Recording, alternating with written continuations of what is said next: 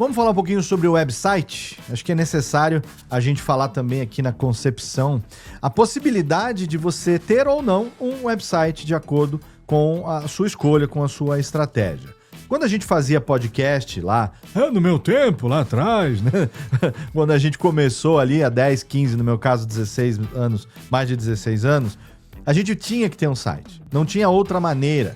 A gente precisava ter, na verdade, um blog, né? Esse blog podia ter uma cara de site, mas a gente precisava ter um blog. Por quê? Porque era o nosso blog, era o nosso site que ia gerar o feed da aula anterior. E era nele que a gente gerenciava tudo.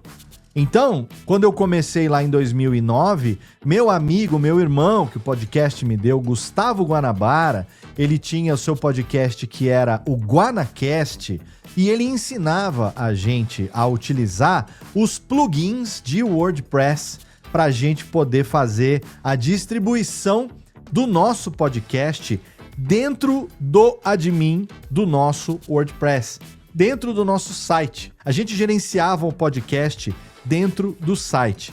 Existia um plugin chamado PodPress, que ele era muito simples e foi muito utilizado durante muito tempo, mas ele foi descontinuado em 2011. A atualização do PodPress, ele passou a ser descontinuado, ali não teve mais atualização desde 2011. E ali surgiu, já tinha na verdade um concorrente que cresceu em cima do encerramento do PodPress, que foi o PowerPress, que eu citei também na nossa aula sobre feed. O PowerPress é uma ferramenta do Blueberry PowerPress, foi criada pelo Todd Cochran, que é um dos primeiros podcasters do planeta. Se eu não me engano, ele está entre as 5 ou 10 pessoas do mundo que começaram a fazer podcast lá em 2003, comecinho de 2004, assim que o Adam Curry utilizou o RSS 2.0 criado pelo Dave Winer para fazer o iPodder, que foi o primeiro algoritmo, a primeira ferramenta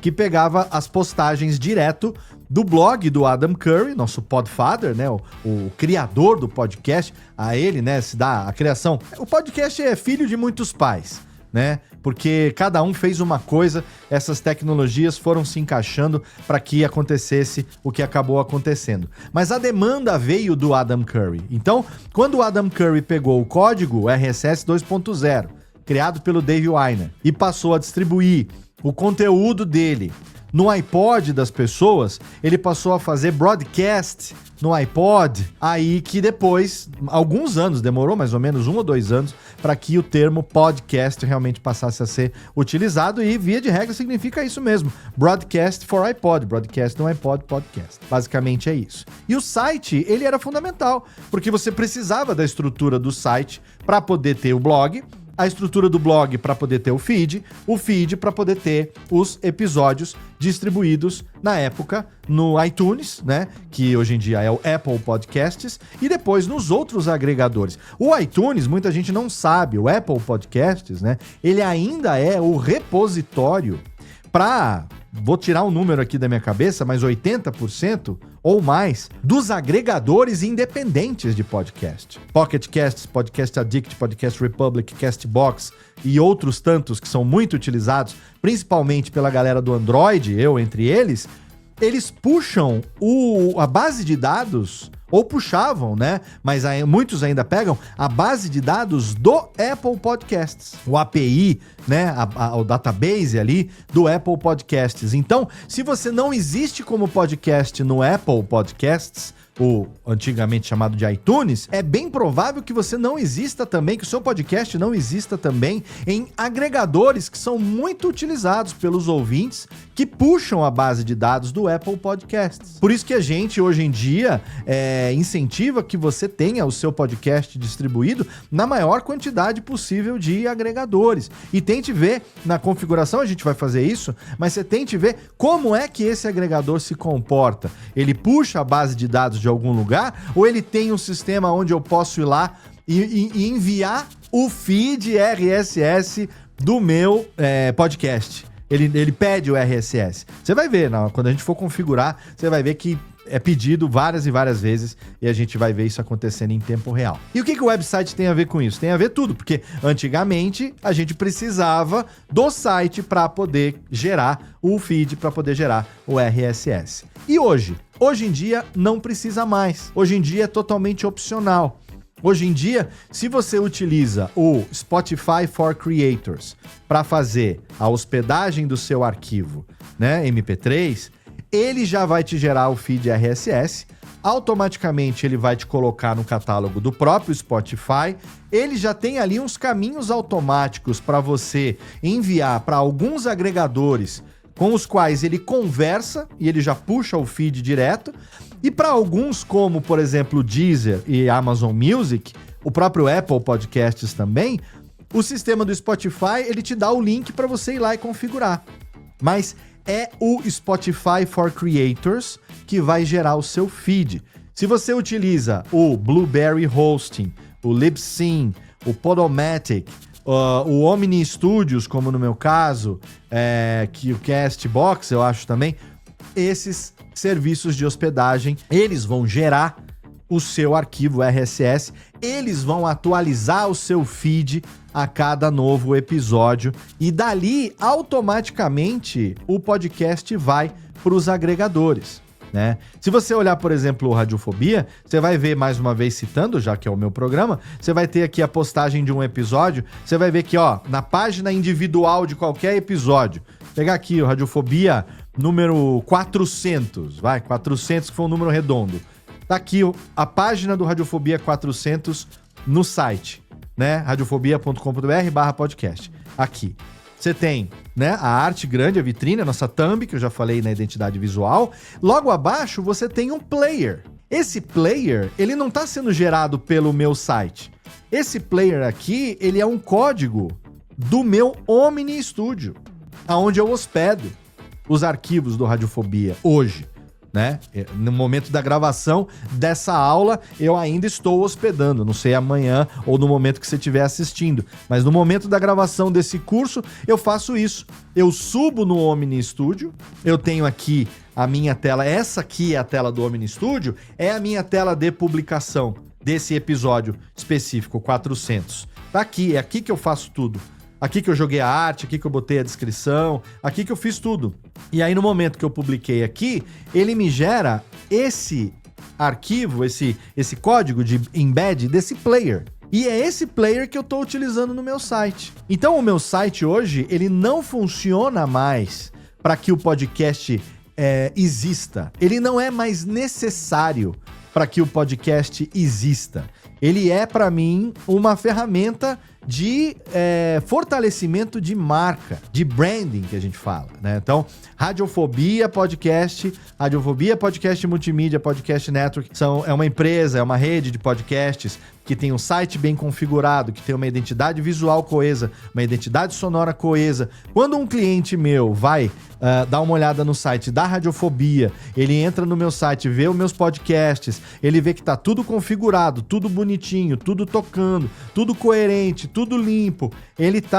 Esse site, ele tá com a responsividade, né, nos dispositivos móveis também, né? Eu vou abrir aqui, ó, em tempo real para você. Vou botar aqui o link, ó, só para você ver aqui em tempo real, tá, Gabriel? Não precisa editar pra gente isso daqui, não. Rfobia 400. Tá aqui. Esse aqui, ó. Tá responsivo. Aqui, ó. A arte, né? A thumb, ele na responsividade jogou a thumb automaticamente aqui pro tamanho certo. O player tá aqui. Eu não consigo ouvir se tiver a qualidade. Tá aqui, né? O playerzinho. E, ó, bonitinho, responsivo. Aqui, como você viu ali na página do site também, o link pra live do YouTube. Todas as postagens, todo o texto aqui, bonitinho, né? Jabazinho da HostGator e tal. Então, isso daqui é o meu estilo de fazer, de manter as coisas coesas, as coisas bonitinhas. Identidade sonora, identidade visual, site, isso é para minha marca, fortalecimento da minha marca, né? É um branding, é um plano de branding que foi... A gente fez um rebranding, na verdade, né? Então, esses nomes estrangeiros e tal, mas é assim que chama.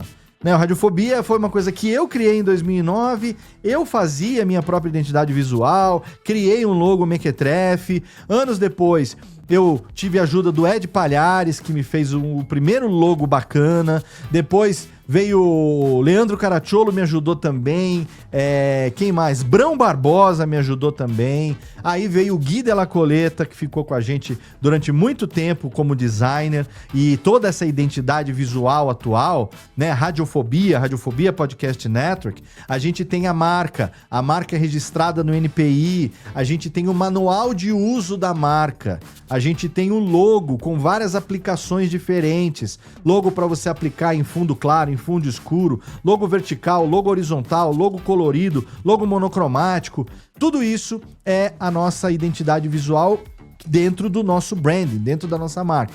E o site, que é essa aula aqui, né, eu vou e volto, mas enfim, é tudo sobre o site. O site, hoje, para mim, ele é totalmente opcional.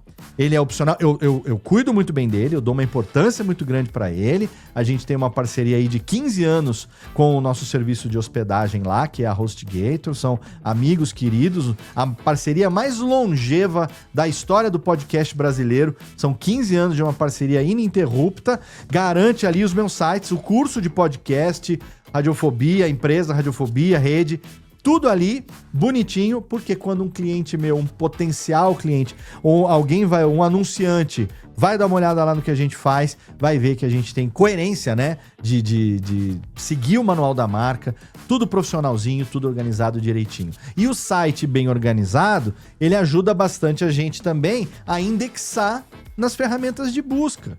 É o chamado SEO, Search Engine Optimization, otimização de motores de busca. A pessoa vai clicar lá, podcast sobre tal coisa, vai eventualmente indexar, né, com o meu site indexando bonito, a pessoa vai encontrar ele ali logo entre os primeiros resultados nas ferramentas de busca, principalmente o Google, mas também o Bing e outras ferramentas aí que o pessoal também utiliza. Tá? Então, o website hoje é opcional porque, via de regra, o serviço de hospedagem do arquivo MP3 que você utilizar, ele vai fornecer isso para você, mas se você quiser manter um website bonitinho para ter uma marca, né, e para ter essa coisa toda da marca forte, bonita, profissional, é altamente recomendado que você tenha o seu site.